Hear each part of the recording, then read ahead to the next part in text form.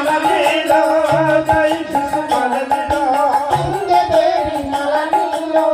সেই কৃষ্ণ বলে দিল উদ্দীপনা রাধার মাধুরী উদ্দীপনা